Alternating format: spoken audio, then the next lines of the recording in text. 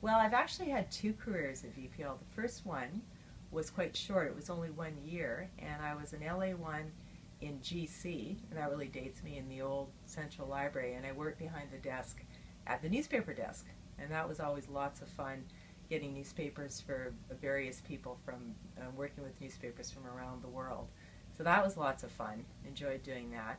I think one of my fondest memories there was trying to figure out what this elderly gentleman meant when he came in and asked for Die Welt. But I found out later on, pretty quickly, that it meant the world in German. So that's my first career. That was 1980 to 1981.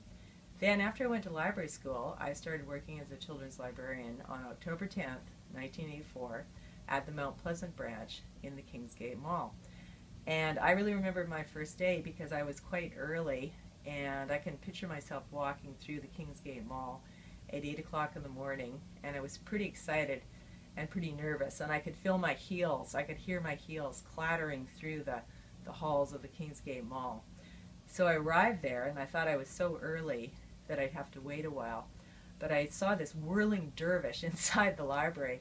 Turned out to be Susan Tremblett, who was a clerical there, and she was bustling around, and she immediately welcomed me and brought me in, and I ran as fast as I could to keep up with her.